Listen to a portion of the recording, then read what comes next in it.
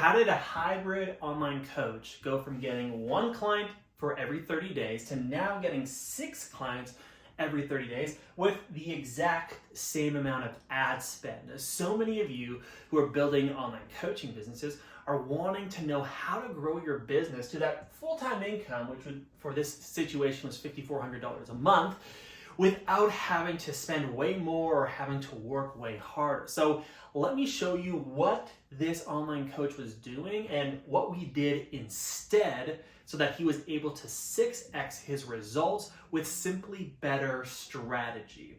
If you have questions while watching this video, comment them down below and I'll make sure to answer all of them. So first of all, let's go through what he was doing and then we'll go through what we changed to allow it to work even better. Number one, he was running ads to an email opt-in. So running ads to get a freebie, they then got on his email list. Then he would nurture them through email and then try to book calls off of the email.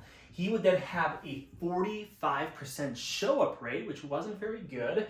And then he only had a 25% close ratio because he had a very unstructured sales process.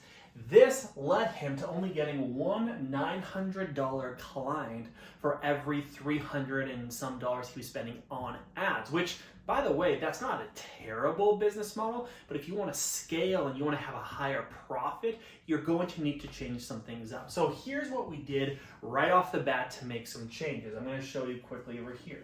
So number one, we changed it up so it wasn't just an ad to an email. We also added in, we now had them on Messenger on social media, whether that's Facebook message or Instagram message. So the ad led to them getting something messaging, and then they also got an email list. So now we had 2 different places to contact them. And if you know anything about marketing, the more places you can contact and reach a person, the higher likelihood they are of being in your nurture system. So that's the first thing that we changed. And basically, this didn't change too much as far as the ad cost went, but we just had more ability to communicate with every single lead. So that's the first thing that we changed. The second thing is that email nurture was doing okay, but we added in number one, messaging nurturing, but also a live workshop element. Because with email nurture, people know they're getting emails. They know that it's just automated. They know that you're not writing them that day. Once we added in the messaging, which was something that we were communicating back and forth, it wasn't automated, and we were doing a workshop, which was live, we had more know and trust being built with all of our leads. Where on an email list, you'll have 20 to 30% of people opening it, but not a lot of people actually even reading and going that in depth. With a workshop, even if you only get a dozen or 2 dozen people on it, you're building a much higher trust with them, which allows you to convert them better. And so with messaging in the workshop, the nurturing started to work a lot better. Now, we needed to really fix the show-up ratio because only about half of the people who were booking calls with him were actually showing up to the call. So we gave him a pre-call strategy, which allowed him to go from 45% show up to 90% show up. And this was massive. Imagine booking 10 calls a month, let's say. Before, you'd have 4 or 5 people showing up for the calls. You only had 4 or 5 opportunities to sell your services. And now you're having double that amount, 9 out of the 10 people showing up. You double your opportunity of selling your service to someone.